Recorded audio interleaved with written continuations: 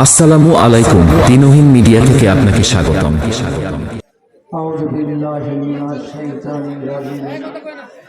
বিসমিল্লাহির রহমানির রহিম। বালাগাল উলা বি কামালিহি কাশফাত দুজা বে জামালিহি আসনাত জামিল ফিসালিহি সাল্লু আলাইহি ওয়া আলিহি। ইন্নামা ইউরিদুল্লাহু লিযহিবা আনকুমুর রিসা আহলাল বাইতি ওয়া ইহু তুহিরাকুম তাতহীরা। ইন্নাল্লাহা ওয়া মালাইকাতাহু ইউসাল্লুনা আলান নবী ইয়া আইয়ুহাল্লাযিনা আমানু সাল্লু আলাইহি ওয়া সাল্লিমু তাসলিমা। উপস্থিত সম্মানিত আশিকে পাক পাঞ্জাতন, উপস্থিত আশিকে মৌলা আলী, আসসালামু আলাইকুম ওয়া রাহমাতুল্লাহি ওয়া বারাকাতুহু।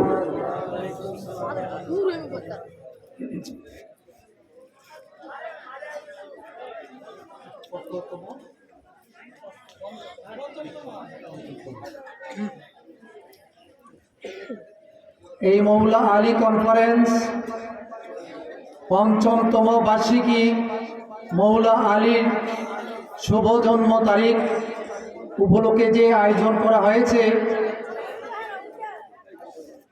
অত্যন্ত একটি সুন্দর আয়োজন।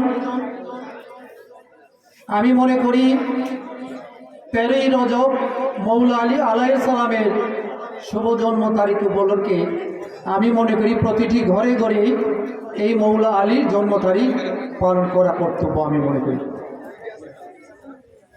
কারণ মৌলা আলী সম্পর্কে যদি আমরা আলোচনা করি, মৌলা আলীর আলোচনা করে আমরা কখনো শেষ করতে পারবো না।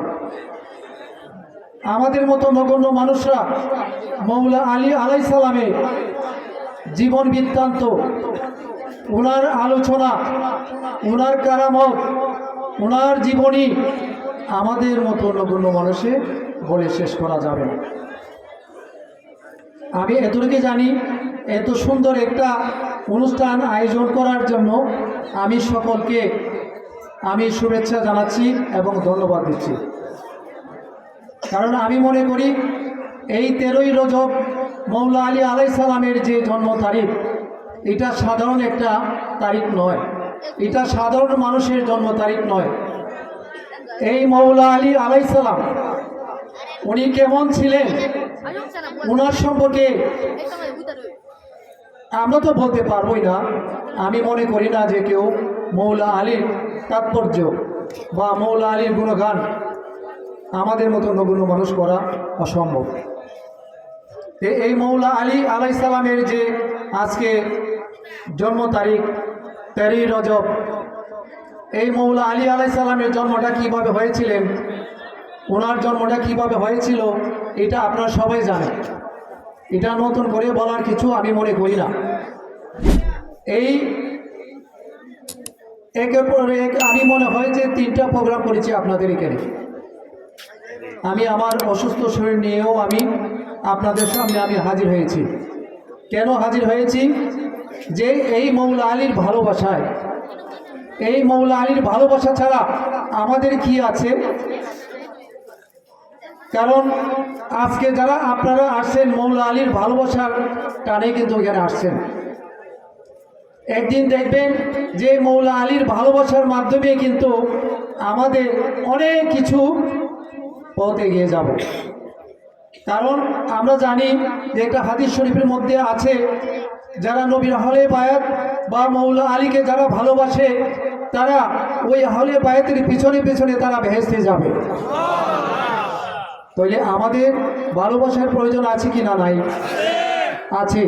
আমরা অবশ্যই করতে হবে। মৌলা আলীর ভালোবাসাটা আমাদের জন্য কি ফরজ। মৌলা আলীর ভালোবাসা আমাদের জন্য ফরজ। আমরা ইচ্ছা করলে করতে পারবো, আর ইচ্ছা করলে বাদ দিতে পারবো, সেই ক্ষমতা আমাদেরকে দেওয়া হয় নাই। মাস্ট বি, অবশ্যই মৌলা আলীকে ভালোবাসতেই হবে। আর যারা মৌলা আলীকে ভালোবাসে না, আর মৌলা আলীর ভালোবাসার মধ্যে কে মুমিন কে মুনাফিক ওইটার পরিচয়। যারা মৌলা আলীকে ভালোবাসে সেটা মুমিনের পরিচয়, আর যারা মৌলা আলীর প্রতি বিদ্বেষ পোষণ করে সেটা মুনাফিকের পরিচয়। এটা আমার কথা না, এটা আল্লাহ রাসূলের বাণী। আল্লাহ রাসূলে বলছেন, এ আলী, তোমাকে কেবল মুমিনরাই মহব্বত করবে আর কেবল মুনাফিকরাই তোমার সাথে বিদ্বেষ পোষণ করবে। আল হাদিস। তাহলে মৌলা আলীকে আমরা ভালোবাসবো, মৌলা আলীকে যদি আমরা বিদ্বেষ করি তাহলে আমরা মুনাফিক হয়ে যাব। মুনাফিক হলে কি হবে? মৌলা আলী কে ভালোবাসতে যায় আর যদি কেউ আমাদেরকে বলে যে অনেক এরমই আছে, অনেক মানুষই আছে যে মৌলা আলীকে ভালোবাসলে তারা বলে শিয়া। এটা আমি বারবারই আমি আমার বক্তব্যের মধ্যে বিভিন্ন কনফারেন্সের মাধ্যমে আমি আমার মৌলা আলী সম্পর্কে, যে মৌলা আলীর ভালোবাসা করলে যে শিয়া হয়ে যায় সে সম্পর্কে আমি অধিক আলোচনা করেছি। এই মৌলা আলীকে ভালোবাসতে যদি যাই আমাদেরকে কেউ শিয়া বলে তাহলে না হয় আমরা শিয়া হয়ে গেলাম, অসুবিধা কি? কোনো অসুবিধা আছে? মৌলা আলীকে ভালোবাসতে কোনো অসুবিধা আছে?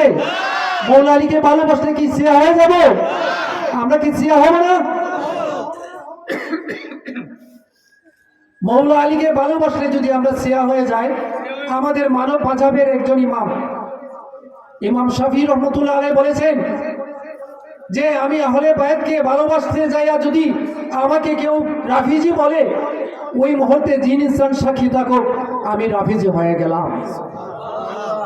চিন্তা করে দেখেন তো, আমাদের একজন মাযহাব, এই মাযহাবের ইমাম, তিনি কি বলছেন যে মৌলা আলীকে ভালোবাসতে, নবীর আহলে বায়াতকে ভালোবাসলে যদি উনি রাফিজি হয়ে যান তাহলে উনি রাফিজি হয়ে যাবে। এই মৌলা আলীর ভালোবাসাটা আমাদের জন্য ফরজ। মৌলা আলীকে ভালোবাসার জন্য কুরআন শরীফে আল্লাহ পাক কি করছেন? ঘোষণা করছেন, তাকে দিয়েছেন যে মৌলা আলী নবীর আহলে বায়াতকে ভালোবাসবো। যেমন কুরআন শরীফের একটি আয়াতের মধ্যে বলা হয়েছে, কুল্লা আসআলুকুম আলাইহি আজরান ইল্লাল মাওদাতা ফিল কুরবা।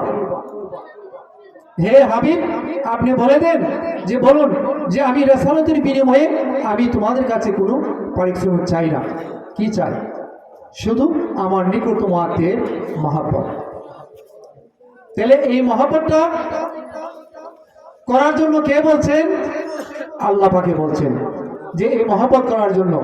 তাহলে আমরা মৌলা আলীকে আমরা ভালোবাসবো। মৌলা আলী ভালোবাসাটা আমাদের জন্য ফরজ। কে কি বলো না বলো এগুলি শোনার সময় আমাদের নেই। কারণ মৌলা আলীকে ভালোবাসলে, নবীর আহলে বায়াতে ভালোবাসলে বলে শিয়া হয়ে গেছে। মৌলা আলীকে ভালোবাসলে বলে শিয়া হয়ে গেছে। অথচ কুরআন শরীফে আল্লাহ পাকে ঘোষণা করছেন, ওয়া ইন্না মিন শিয়াতিল্লাহ ইব্রাহিম। হযরত ইব্রাহিম আলাইহিস সালামকেও আল্লাহ পাকে শিয়া বলে সম্বোধন করছেন। কেন? হযরত ইব্রাহিম আলাইহিস সালাম হযরত নূহ আলাইহিস সালামকে অনুসরণ করতেন। তাহলে উনি কি? উনিও তো শিয়া। একজন নবী যদি শিয়া হতে পারেন তাহলে আমরা কেন শিয়া হতে পারবো না? কেন পারবো না? আমরা অবশ্যই আমরা কার শিয়া হব? মৌলা আলীর শিয়া। আমরা রাসূল পাক সাল্লাল্লাহু আলাইহি সাল্লামের শিয়া। আমরা ইমাম হাসান, ইমাম হুসাইন আলাইহিস সালামের শিয়া। আমরা মা খাতুনে জান্নাতের শিয়া। পৃথিবীর সমস্ত মানুষের শিয়া। যদি বলেন, আমি যদি বলি যে পৃথিবীর সমস্ত মানুষের শিয়া, কারণ শিয়া শব্দের আবিধানিক অর্থ হলো দল, পন্থী, অনুসারী। তাহলে কোনো না কোনো মানুষে অবশ্যই দল করে, কারো না কারো অবশ্যই অনুসরণ করে।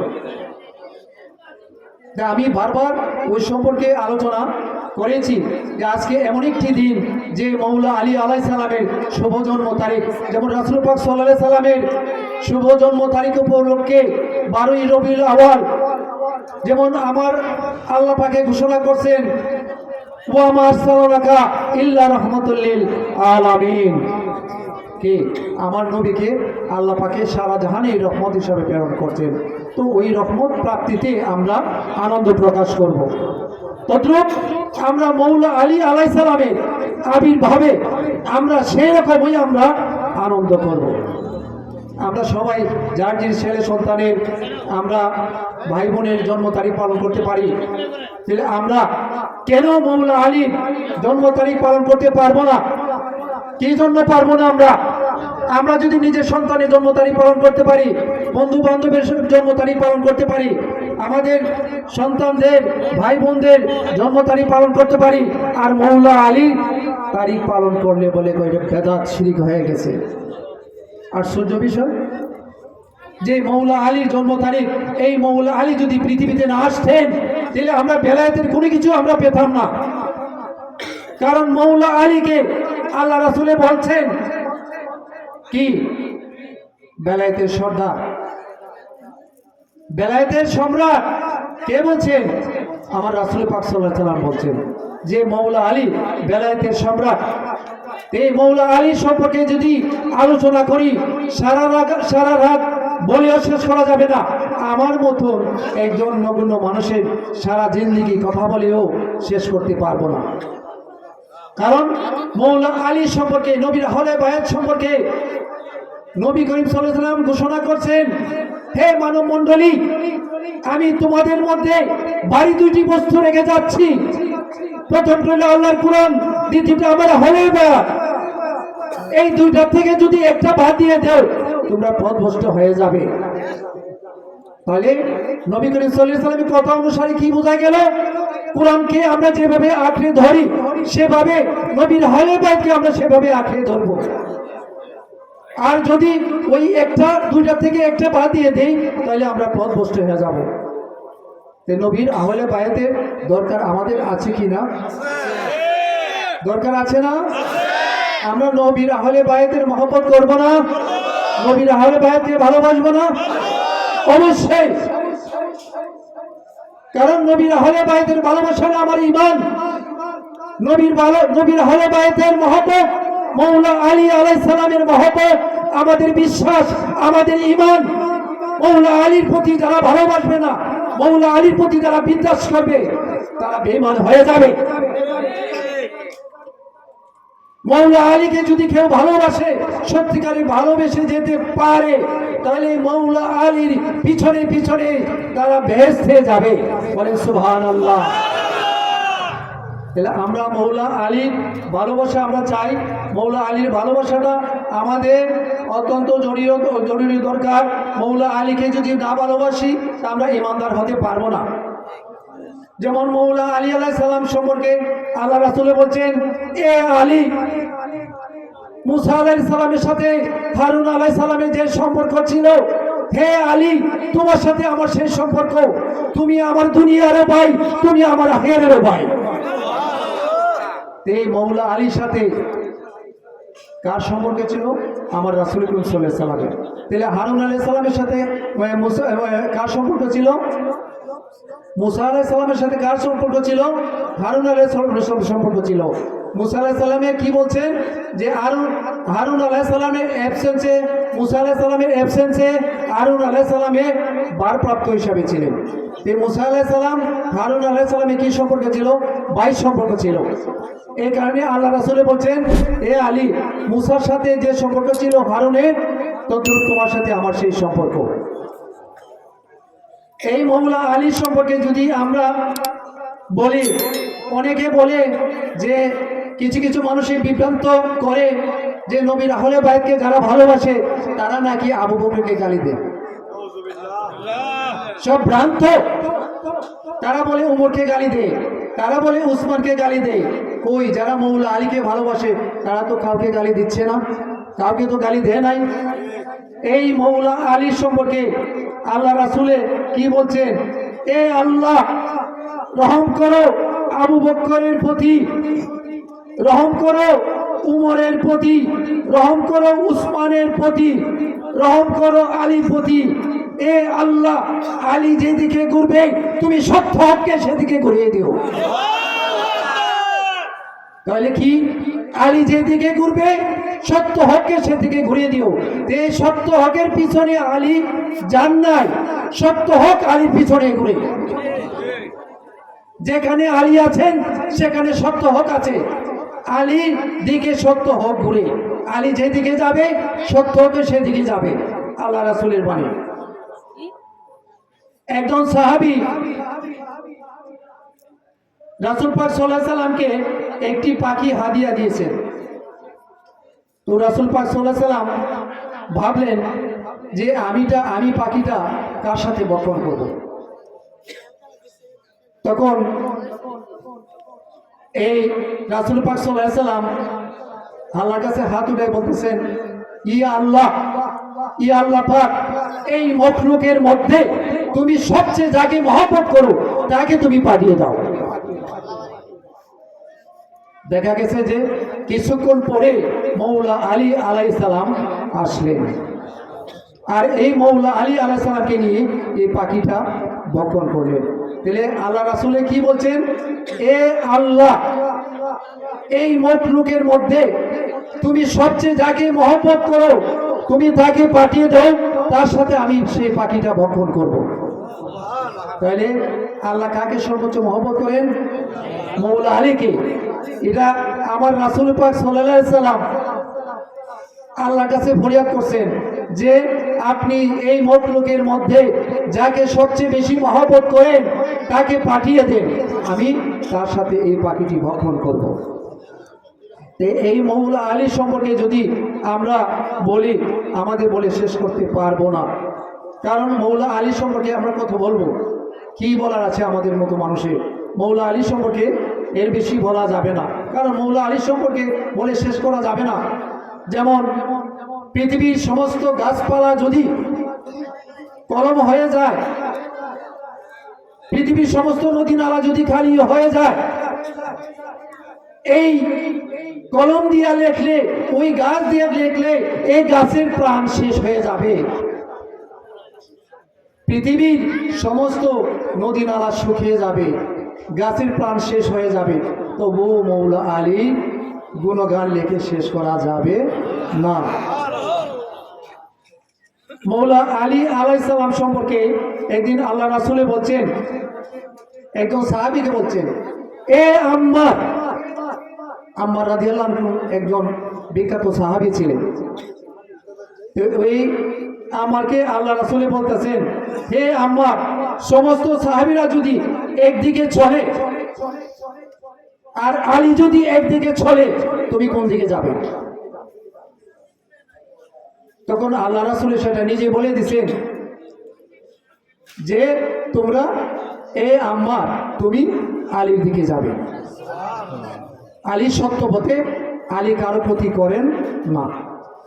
তাহলে আলীর দিকে যাবে। সমস্ত সাহাবীরা যদি একদিকে যায় আর আলী যদি একদিকে যায় তুমি আলীর দিকেই যাবে।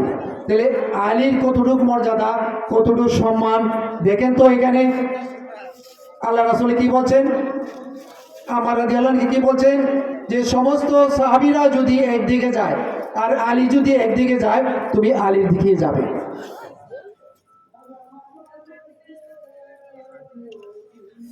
একদিন হযরত আব্বাস রাদিয়াল্লাহু আনহুর সামনে কিছু সাহাবীরা রাসূল পাক সাল্লাল্লাহু আলাইহি সাল্লাম সম্পর্কে আলোচনা করতেছেন। তারা কি বলতেছেন? তারা বলতেছেন যে আমরা রাসূল পাক সাল্লাল্লাহু আলাইহি সাল্লামকে ঘর দিয়েছি, বাড়ি দিয়েছি, জায়গা দিয়েছি, আশ্রয় দিয়েছি, যেটা রাসূল পাকের গোত্রে করে নাই। তখন হযরত আব্বাস রাদিয়াল্লাহু আনহু বলেন, এ সাহাবীরা, তোমরা কি বলছো জানো?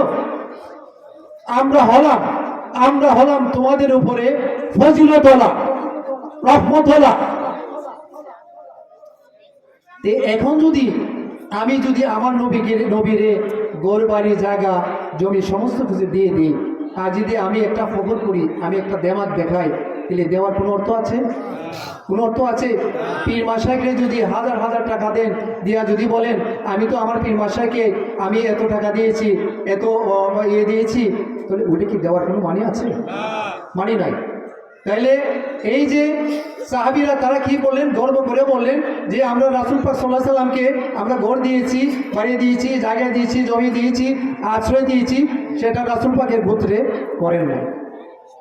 তখন এই কথাটা যখন রাসূল পাক সাল্লাল্লাহু আলাইহি সাল্লামের কাছে আসলো, তখন যখন সমস্ত সাহাবীরা আসলেন, তখন রাসূল পাক সাল্লাল্লাহু আলাইহি ওয়াসাল্লাম জিজ্ঞাসা করলেন, এই সাহাবীরা তোমরা কি বলেছো? তোমরা বলেছো নাকি যে আমাকে ঘর দিয়েছো, বাড়ি দিয়েছো, জায়গা দিয়েছো, আশ্রয় দিয়েছো, যেটা আমার গোত্রে করে নাই? সাহাবীরা বললেন, ইয়া রাসূলুল্লাহ হাবিবাল্লাহ, আমরা বলেছি। তখন আল্লাহ রাসূল কি বললেন, এ সাহাবীরা তোমরা কি ছিলে? তোমাদেরকে কি দিয়েছি আমি?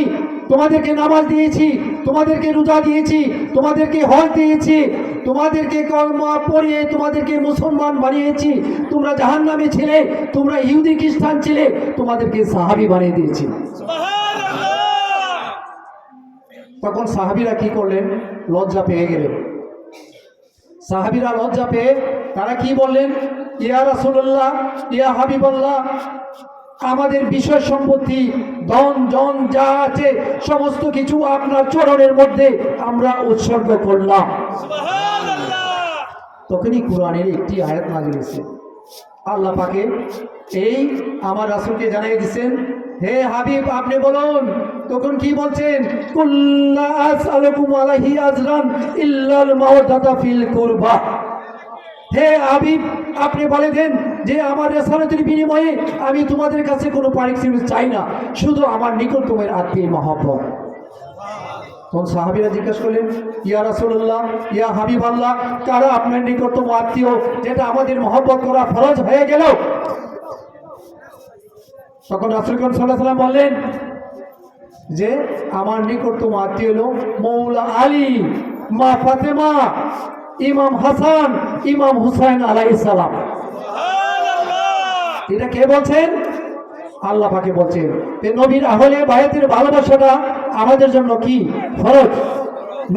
নবীর আহলে বায়াতের ভালোবাসা আমাদের জন্য ফরজ করে দেওয়া হয়েছে।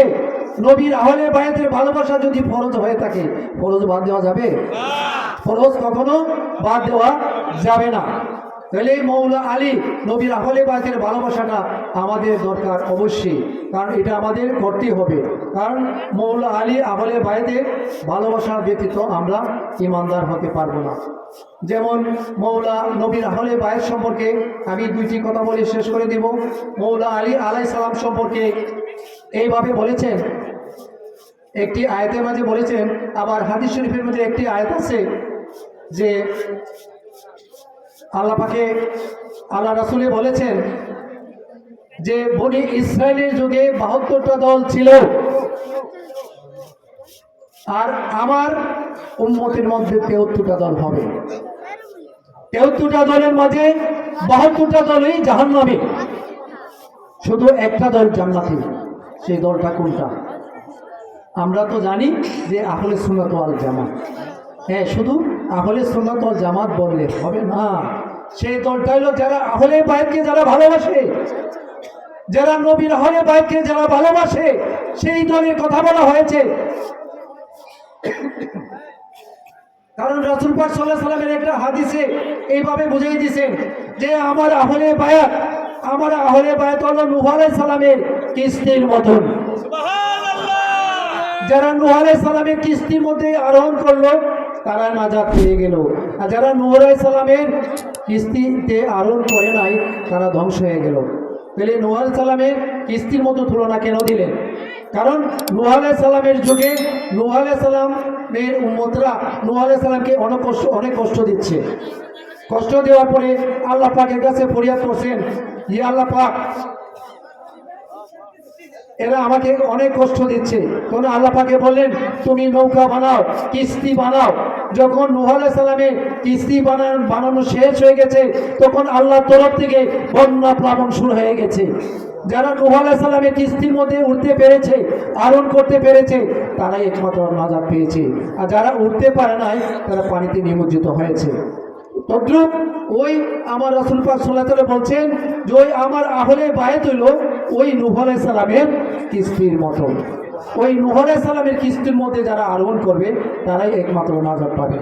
আর নূহ আলাইহিস সালামের কিস্তি যারা উঠতে পারবে না তারা কিভাবে নাজাত পাবে? এখন দেখেন তো কোন দলটার কথা বলছেন? আল্লাহ রাসূলের কোন দলটার কথা বলছেন? আমি শুধু নিজে সুন্নি দাবি করলে হবে না। সুন্নি তারাই যারা নবীর আহলে বায়াতকে যারা ভালোবাসে, তারাই সুন্নি। নবীর আহলে বায়তের মহব্বত যার মধ্যে আছে তারাই সুন্নি। আমি এখানে ওয়াহাবি সুন্নি কোনো কিছু বলি না। আমার কথা, যারাই নবীর আহলে বায়তে বায়তকে ভালোবাসবে, যারা নবীর আহলে বায়তকে মহব্বত করে, তারাই নবীর আহলে বায়তের কিস্তির মধ্যে উঠতে পারবে। আর যারা নবীর আহলে বায়তকে ভালোবাসবে না, তারা কিস্তির মধ্যে উঠতে পারবে না। দেখেন, আমি যদি ওই বিষয়ে আলোচনা করি তো অনেক লম্বা হয়ে যাবে। আমি মনে করি যে এইখানে শেষ করা, যেহেতু কয়টা বাজে, প্রায় 12টা হয়ে গেছে, এখানে তো আরও অনুষ্ঠান আছে। আমি মনে করি যে এই ধরনের অনুষ্ঠান প্রতিটি ঘরে ঘরে করা দরকার।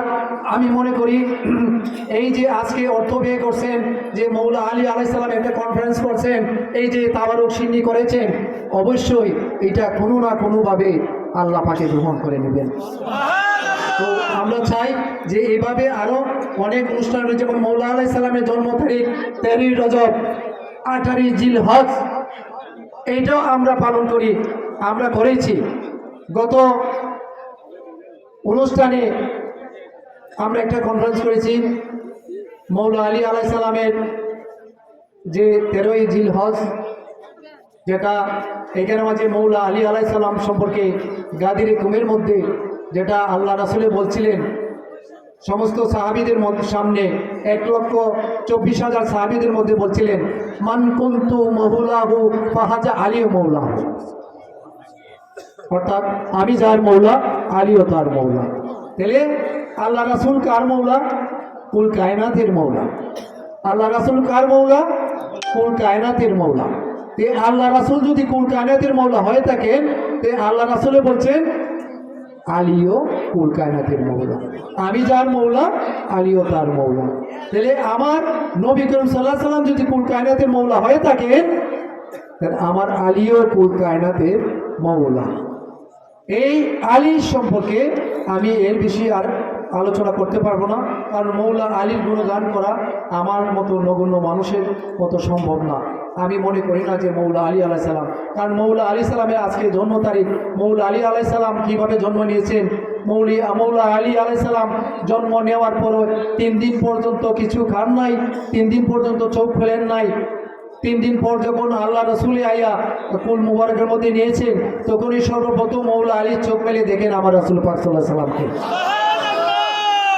এই সর্বপ্রথম খাবার হইল মৌলা আলী আলাইহিস সালামের রাসূল পাক সাল্লাল্লাহু আলাইহি সাল্লামের থুতু, লালা মুবারক, মৌলা আলী আলাইহিস সালামের প্রথম খাবার। দেখেন তো, মৌলা আলী আলাইহিস সালামের থুতু মুবারক, মৌলা আলী আলাইহিস সালামের চুল মুবারক। আমার নবীর সমস্ত কিছুকে মুবারক বলতে হবে, চুলকে চুল মুবারক বলতে হবে, প্রস্রাবকে প্রস্রাব মুবারক বলতে হবে, পায়খানাকে পায়খানা মুবারক বলতে হবে, অর্থাৎ রাসূল পাকের যাবতীয় যা কিছু আছে সমস্তকে মুবারক বলতে হবে। এই রাসূল পাক সাল্লাল্লাহু আলাইহি সাল্লাম, এই যে নূর, আল্লাহ পাকের খাস নূর দিয়ে আমার নবীকে সৃষ্টি করছেন, আর নবীর নূরে পাক পাঞ্জাতন সৃষ্টি, নবীর নূরে আহলে বায়তকে সৃষ্টি করছেন। তো এই সম্পর্কে আমি মনে করি যে আরও পূর্বে আলোচনা করেছি, এই বিষয়ে আমি অনেক আলোচনা করেছি। আপনারা আমার এই ফেসবুকে দেখলে বা ইউটিউব দিনহীন মিডিয়া, ওইটা সার্চ দিলে আপনারা পাবেন আমার যতগুলি প্রোগ্রামগুলি আছে, সব প্রোগ্রামগুলি আপনারা দেখতে পারবেন। আমি আশা করি যে এই প্রোগ্রামের মধ্যে দেখলে পরে আপনাদের ভালো লাগবে। মহরমের সমস্ত কিছু প্রোগ্রাম আছে এবং মৌলা আলী আলাইহিস সালামের যত কনফারেন্স আছে সমস্ত কিছু ওই দিনহীন মিডিয়ার মধ্যে আপনারা পাবেন। ওইটা খুঁজলে ওইখানে দেখবেন যে আমাদের সমস্ত প্রোগ্রামগুলি আছে। আমাদের সুলতানশী দরবার শরীফে যত প্রোগ্রামগুলি আছে সমস্ত প্রোগ্রামগুলি আপনারা দিনহীন মিডিয়ার মধ্যে দেখতে পারবেন। তা আমি এখানে আমার বক্তব্য শেষ করে দেব, কারণ আজকে এই মৌলা আলীর ভালোবাসা টানে দেখেন এখানে অনেকগুলি মানুষ আসছে, আজকে মৌলা আলীর মহব্বতে আসছে, অনেক পুরুষ মহিলারা তারা আসছেন মৌলা আলীর মহব্বতে, মৌলা আলীর ভালোবাসায় তারা স্ট্যান্ড বাই দাঁড়িয়ে রয়েছেন। তারা কত কষ্ট করতেছেন, কার জন্য কষ্ট করতেছেন? মৌলা আলী আলাইহিস সালামের জন্য। এই মৌলা আলী আলাইহিস সালামের জন্য যদি আমরা কষ্ট করি, মৌলা আলীকে যদি আমরা ভালোবাসি, তাহলে আমরা ঠিকই মৌলা আলী আলাইহিস সালামের পিছনে পিছনে আমরা বেহেশতে চলে যাব। এই মৌলা আলী কনফারেন্সটা আপনারা করবেন, কে কি বলবে না বলবে সেগুলি কানে নেবেন না। কান দিবেন না, এগুলি করে যাবেন। মৌলা আলী আমাদের ইমান, মৌলা আলী আমাদের বিশ্বাস। এই মৌলা আলীর কনফারেন্সগুলি, যতগুলি কনফারেন্স আছে, সমস্ত কনফারেন্সে আপনারা মানে জয়েন দিবার চেষ্টা করবেন, অ্যাটেন্ড করার চেষ্টা করবেন। যেখানে মৌলা আলীর কনফারেন্স হবে সেখানে আপনারা যাবেন। আমি মনে করি না যে আমি আসলে তো আপনারা আসবেন না, যত জায়গার মধ্যে মৌলা আলী আলাইহিস সালামের যত কনফারেন্স হবে সেখানে আপনারা সবাই যাবেন। আমি আপনাদের সামনে এই বিষয় বলতে চাই না। আপনারা আসছেন এখানে সবাই অনেক কষ্ট করে, আমি অনেক খুশি হয়েছি। দেখেন আমিও অনেক দূর থেকে এসেছি, আমি অনেক কষ্ট করে এসেছি, তবুও আমার কষ্ট লাগে নাই। কারণ মৌলা আলীর ভালোবাসা করতে যাই, আর যদি আমার যা কিছু করার লাগে আমি সব কিছু করতে বাধ্য। আপনারা যা বলবেন আমি তা করতে রাজি। আর মৌলা আলীর ভালোবাসা করতে 1000 মাইল না, 1,00,000 মাইলও যদি থাকে আমি আসতে বাধ্য। মাস্ট বি, অবশ্যই আমি আসতে বাধ্য। এটা আমার ঈমান, এটা আমার বিশ্বাস। আমি এখানে আমার বক্তব্য শেষ করে দিব। আসসালামু আলাইকুম ওয়া রাহমাতুল্লাহ ওয়া বারাকাতুহু।